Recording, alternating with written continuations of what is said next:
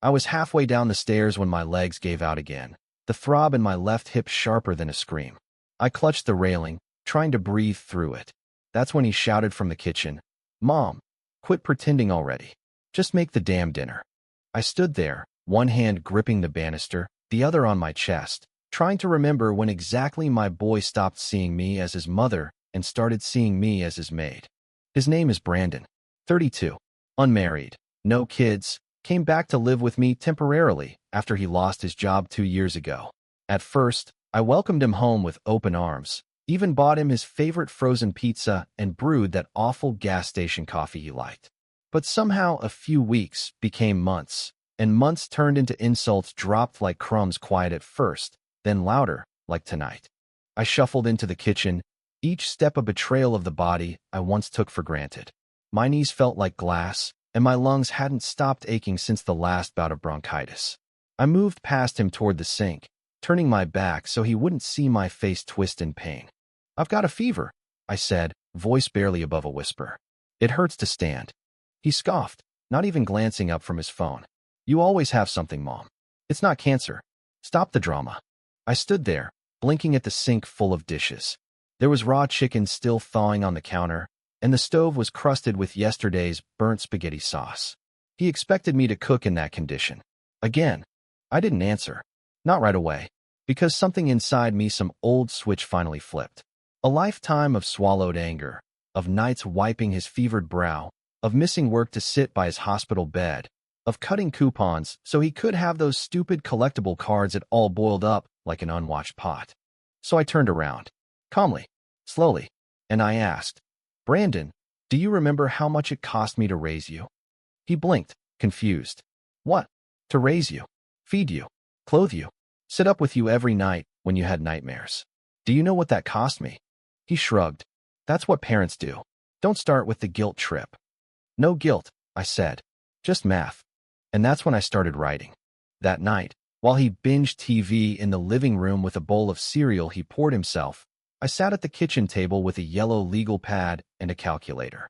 I itemized every expense I could remember: diapers, formula, babysitters when I worked night shifts, pediatric visits, braces, school uniforms, soccer camp, guitar lessons he quit after 2 weeks.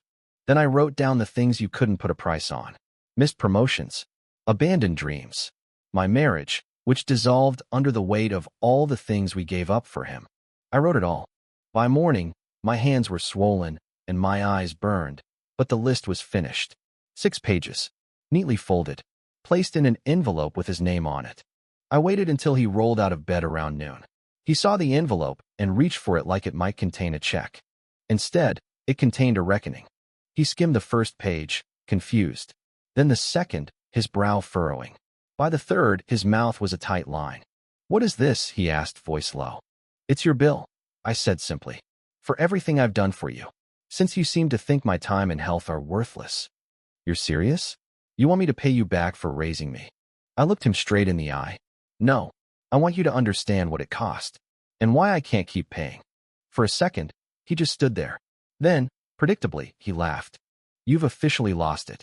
Who does this? Do you want me gone that badly?" I didn't say yes. I didn't need to, because silence can sometimes be louder than a scream. He stormed out that night, slammed the door so hard it rattled the pictures on the wall. I waited until I heard his car pull away before I let myself cry. But they weren't tears of regret. They were tears of release. I had loved him, still did. But love, I was learning, didn't mean surrendering your dignity. The next morning, I made myself toast and tea. No breakfast for anyone else. No dishes but mine.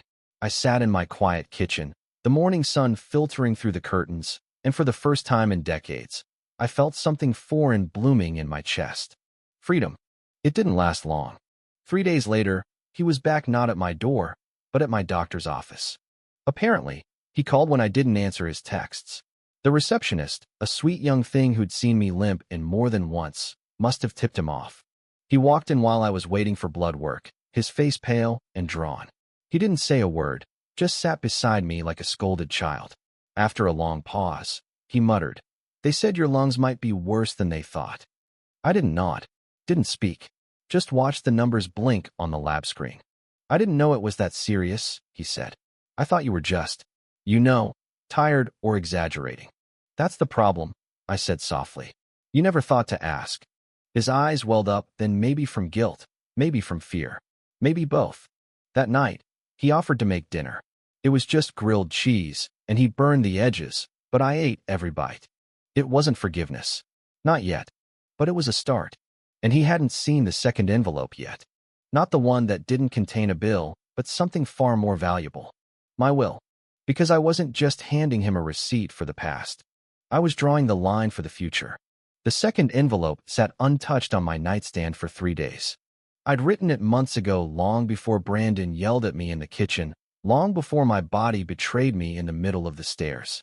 I'd written it on a night I couldn't sleep, when my lungs burned with every breath and I realized I didn't have much time left to put things in order. It wasn't the money that mattered. It was the meaning, the legacy, the dignity. Brandon didn't know it, but there was still a lot I hadn't told him. On the 4th morning after his visit to the clinic, I found him in the backyard, hunched over the garden I hadn't been able to tend in months. He was pulling weeds with shaky hands and no gloves, his forearms scratched raw. The soil was dry, cracked from neglect. I hadn't asked him to do it. "You'll kill the tomatoes if you pull like that," I said from the porch. He turned to me, startled, sweat beading on his brow. "I'm trying," he muttered. "I know," I said.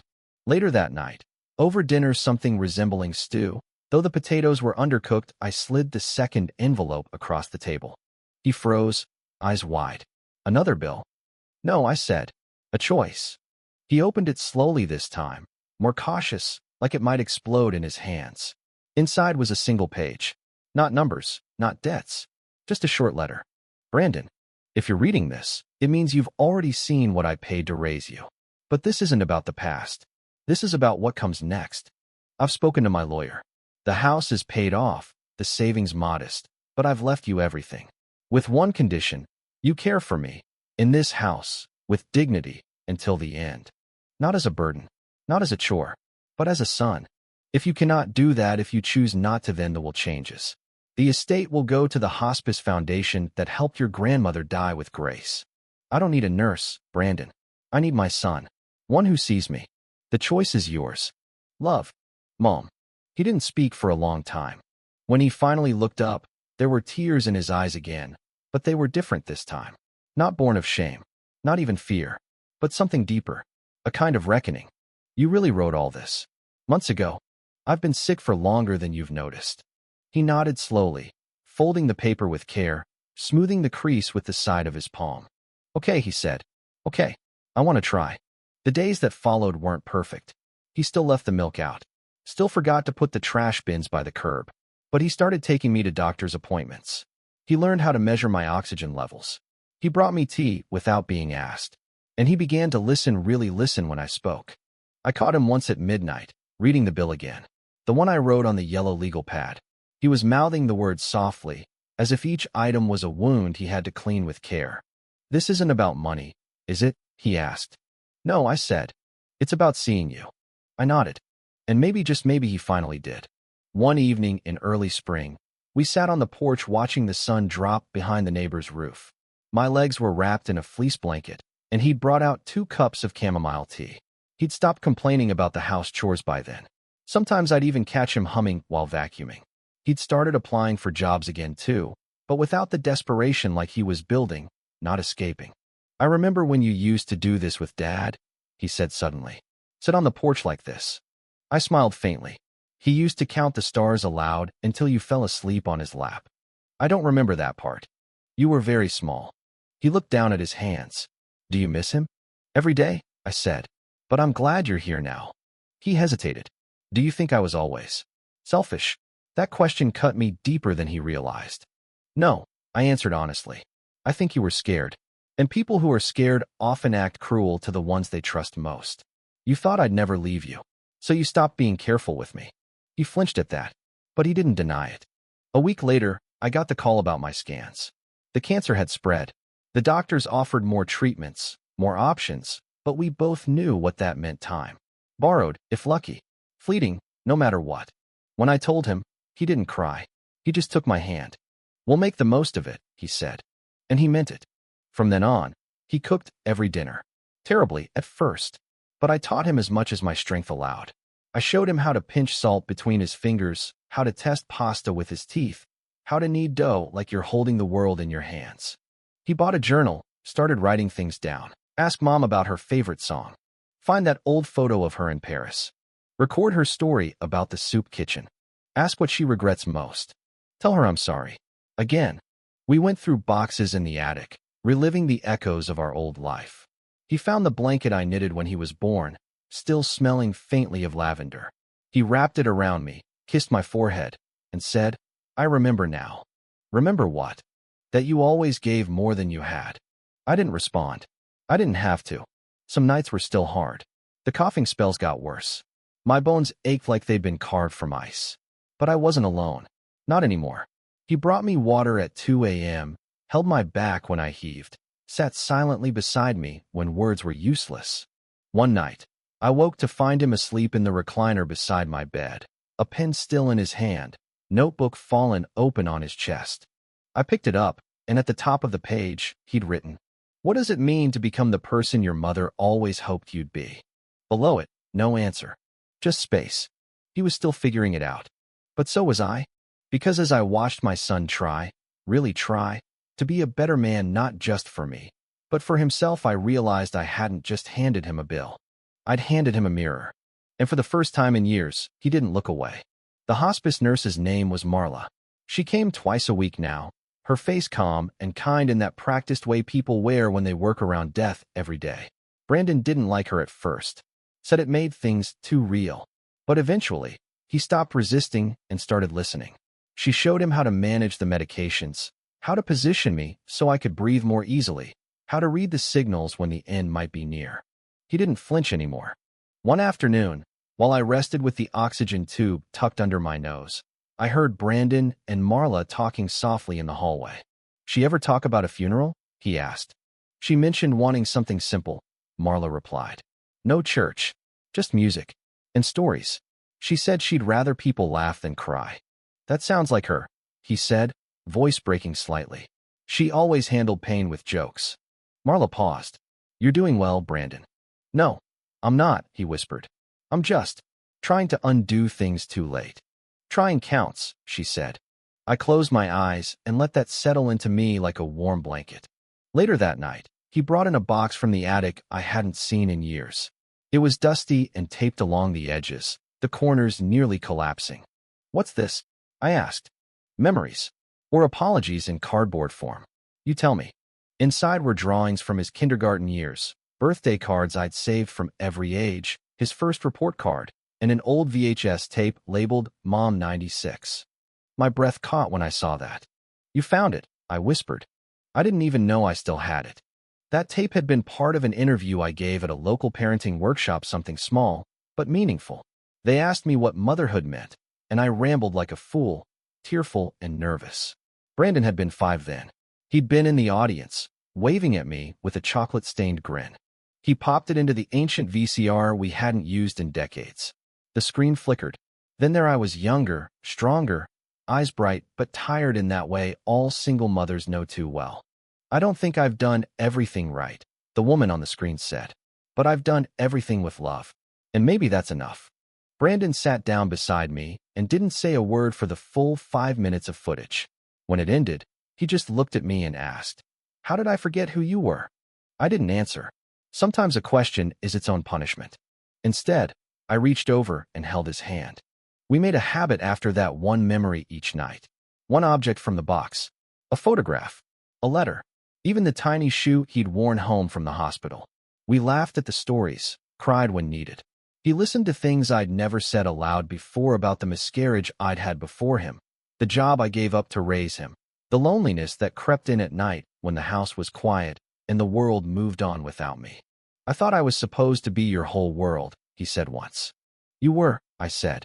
"But that doesn't mean I didn't lose mine in the process." That shook him. But it also woke something up. He began organizing my bills, opened an account in both our names, set up automatic payments for my medication, rearranged the living room so I wouldn't have to climb stairs anymore. He even called old family friends, people I hadn't seen in years, just to say, "Come visit her while you can." And they did. One by one, Familiar faces returned to my life with flowers, with cookies, with stories. They stayed for tea, held my hand, told me how much I mattered. I could see Brandon listening in the background, slowly rewriting the story he had told himself about me, not the tired woman in the kitchen, but the woman they all described. Strong, funny, radiant, unforgettable. "You were someone before me," he said once, like it was news. "I still am," I said. "Even now." In early May, he took me to the ocean. Just for a day. He packed the car with blankets and a soft chair, a flask of warm soup, and a stack of old jazz CDs. We sat by the shore as the waves broke in rhythm, and the wind tangled through my hair. "This is where you wanted your ashes, right?" he asked quietly. I looked at the sea. "Only if the tide's going out." "Why?" He chuckled, wiping his eyes. "You're not funny." "I'm hilarious," I said. That night, we stopped at a roadside diner on the way home. It was the same one I used to take him to after Little League games. Greasy food, faded menus, the best peach cobbler in the county. The waitress recognized me. "You're the one who used to dance with your boy in the parking lot," she said. "He'd stand on your feet and everything." Brandon blushed. "I was 5. You were joyful," I corrected. "It's different." He helped me out to the car that night, slow and careful. Before he buckled me in, he leaned down and whispered, "I want to remember everything, Mom. Not just the good parts. All of it. Even the parts one messed up." I touched his cheek. "Then remember this. You came back. That's what matters." But we both knew time was growing thin. By late June, I was too weak to stand on my own. Marla came daily now. Hospice set up a bed in the living room. Brandon kept a journal of every symptom, every pill, every change in my appetite. He took notes, stayed up nights watching my chest rise and fall like it might stop at any moment. One morning, I caught him dozing in the corner, chin to his chest. His journal had slipped from his hand. I picked it up and read the last entry. Day 112. "She's fading, but she smiled today when I called her Ma instead of Mom. Said it reminded her of how I used to say it as a toddler. She said the love we leave behind is more important than the mess we make along the way. I'm trying to make less mess now, trying to leave love instead." I pressed the book to my chest and cried silently. Later that night, I asked him to bring the bill again. The yellow legal pad pages now curled at the edges. He looked confused but obeyed. I tore it in half. "Why?" he asked, startled. "Because you've paid it," I said. "Every bit of it. And more." He swallowed hard. "I haven't." "You have," I said firmly. "You became the man I prayed you'd become. You didn't just say sorry. You changed. That's worth more than any number I ever wrote." He sat beside me, trembling. "I'm going to lose you." "You'll find me again," I said. "In every kind thing you do. In every choice you make not to be the man you once were." He didn't argue. He just held me. That was the night he read to me not from a novel, but from his own journal. Pages filled with remorse and revelation, shame and softness. He read about the anger he used to carry, the way he used to justify everything by blaming the world, the pain of looking in the mirror and seeing only what was missing. "I used to think you owed me everything," he said, "but I was the one in debt, and I never even noticed." "You were never in debt," I whispered. "You were just learning." He rested his forehead against mine. "I love you, Ma." "I know," I said. And I did. The heat of summer pressed in by July, thick and unmoving, and I found myself sleeping more not because I was tired, but because sleep was the only place the pain let go of me. Brandon began playing music in the mornings, soft jazz from the 60s, or the Motown records I used to dance to while cleaning. He said it made the house feel more like me. I'd listen from my bed, half dreaming, remembering how I used to twirl him around the kitchen floor, his feet resting on mine, both of us giggling like the world had no sharp edges. But now it did. One afternoon, I awoke to the sound of hammering. I panicked, thought maybe something was wrong. I called out, and Brandon came rushing in, sweat on his brow, dust on his shirt. "What are you doing?" I asked, coughing as I spoke. He hesitated, then grinned sheepishly. "I'm building something." "Building what?" He turned a bit red. "A bookshelf. For your memory box. For the things I want to keep when." He didn't finish the sentence. He didn't have to. It wasn't just for my memory box. It was for his life after me. That night, I asked him to bring it inside. The shelf was crooked, a little lopsided, but beautiful in its imperfection. He placed it beside the recliner where I usually sat, and we filled it together: the photo of my parents' wedding, the pressed flower from my graduation cap, a worn paperback copy of To Kill a Mockingbird with all my notes in the margins. At the bottom, he placed a single envelope, sealed in red wax. "For later," he said. "Is that for me?" "No," he said. "From me." He was learning, finally, to say things before it was too late. A few nights later, I woke him in the middle of the night. My chest was tight, my breathing uneven. He helped me sit up, steadied me with one arm while adjusting the oxygen with the other. "Do you want me to call Marla?" he asked, panic flashing in his eyes. "No," I whispered. "Just stay." He sat beside me, his hand on my back, his eyes watching me like I was the most fragile thing in the world. In that moment, I realized something I hadn't said, something that needed to be spoken before the sun rose. "You know, Brandon, you were never the burden." I never said that out loud, but maybe you always thought I saw you that way. He looked at me, confused. "What do you mean?" "I mean, you always carried this anger, this weight, like you had to prove something. Like love was something you had to earn back." His lips parted, but no words came. I reached for his hand. "You were my joy, even when things were hard, even when I was tired. I would do it all again." His shoulders shook, and he bent forward, his forehead resting on our clasped hands. "I'm sorry it took me so long to see you." I stroked his hair, like I used to when he was small. "I'm just glad you looked before it was too late." The next morning, he made breakfast. Scrambled eggs with too much salt, toast burnt around the edges. He brought it in like it was gold on a silver tray. "I figured I'd better learn how to make it before I'm stuck feeding myself forever," he said with a grin. I laughed weakly. "You'll survive." He looked at me seriously. "I don't want to survive, Ma. I want to live. Like you did. On purpose." That was maybe the most honest thing he'd ever said to me. A few days later, we had a visit from someone unexpected: Ms. Delaney, my old neighbor from down the street. She was in her late 70s now, moved away years ago to live with her daughter. But she'd heard I was sick and came with a tin of peanut butter cookies and that familiar lopsided smile. "You always said if you were going to go," she said, hugging me tight. "You wanted to go with crumbs on your shirt and jazz in your ears." We sat in the living room, me, Brandon, and Ms. Delaney, and we laughed about everything. About the time Brandon flooded the bathroom with bubble bath, or the time I tried to bake a turkey and dropped it down the porch steps. She told him stories about me that even I had forgotten. That was the gift of old friends. They remember parts of your soul you thought you'd buried. After she left, Brandon turned to me. "I wish I'd known you like that. When you were younger. Lighter." "You're knowing me now," I said. "And that's enough." That evening, he went outside and sat alone on the porch. I watched him from the window as he flipped through his journal again, lit only by the porch light and fireflies. I knew what he was doing, saying goodbye in his own way, preparing for the day he knew was coming. I couldn't protect him from that, but I could leave him something else. So that night, I asked for my box of letters, the ones I'd written over the years but never sent. Letters to Brandon. Letters to myself.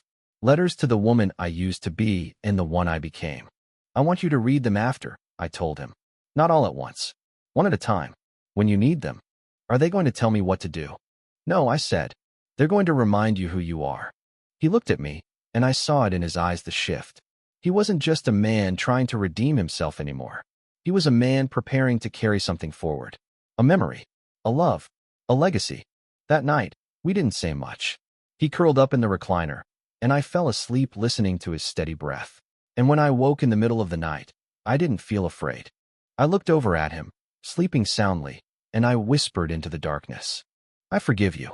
Not because he'd asked, not because he needed it, but because love, in the end, is not what we give when someone deserves it. It's what we leave behind when they finally understand it. The morning I didn't wake up on my own, he knew. Brandon didn't call out or panic. He just came to my side, sat quietly on the edge of the bed, and placed his hand over mine. My breath was shallow. My eyes fluttered, but I didn't speak. "Hey, Ma," he whispered. "I'm right here." He read to me for hours. From my old journals. From his own. From the stack of letters I'd left him, though he only made it through the first one before his voice cracked. "I never thanked you properly," he said. "Not for the scraped knees or the $20 bills tucked into birthday cards. Not for the way you kept the lights on when we couldn't afford them. Not for loving me even when I made it hard to." He paused. "I know I can't fix the years I wasted, but I promise you, Ma, I'm going to live the way you tried to teach me." with intention, with care, with my eyes open. By late afternoon, my breathing changed that slow, staggered rhythm they'd warned him about. Brandon called Marla, but she said what he already knew. "This is the moment you've prepared for," she said gently. "Be with her." So he was. He held my hand, played my favorite song on his phone, At Last by Etta James. He leaned down, his forehead pressed to mine. "I love you," he whispered, "and I'm proud of you." A tear slid down my cheek. Just one. Then I was gone. And yet, not gone. Because in the days that followed, Brandon didn't collapse under grief. He moved with it like someone carrying something fragile and sacred. The funeral wasn't traditional, just as I'd asked. No dark suits, no organ music, no hollow prayers from people who hadn't known me. It was held in our backyard, beneath the tree that once shaded his childhood swing. Friends and neighbors came, bringing stories, music, laughter, even food I could no longer taste. Brandon spoke last. He stood in front of the gathering, holding the bill I'd once handed him. It was now folded, yellowed, smoothed along the edges. "My mom gave me this when I forgot who she was," he said. "She didn't ask for the money. She asked for the truth. And this, all 6 pages of it, is the truth of who she was." He looked out over the crowd. She wasn't bitter. She wasn't angry. She was tired. And she was brave enough to make me see it. He paused. I thought handing her a bouquet on Mother's Day was enough. I thought checking the box "Call Mom" on my to-do list once a week counted. But love is presence.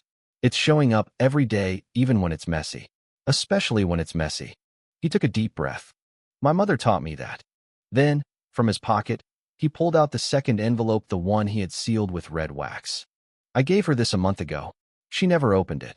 He unfolded it, eyes misting. It just said, "Thank you for everything I didn't know I needed until it was almost too late." There wasn't a dry eye in the backyard. That night, after everyone had gone, Brandon walked through the house, turning off lights, touching furniture, pausing in doorways. He stopped at the kitchen, where I had once nearly collapsed, where he had once accused me of pretending. Now it was spotless. He brewed a cup of tea the same way I used to and sat at the table. Across from him was the seat I always filled. He didn't look at it with sorrow. He looked at it with memory. Then he reached for my letters. There were 12 total, one for each month of the year after I was gone. The first was labeled August, when grief hits in quiet moments. He opened it slowly, carefully, as if it might crumble in his hands. "Dear Brandon, if you're reading this, I know your heart is heavy. I know your silence is loud. Let it be. Don't rush the healing.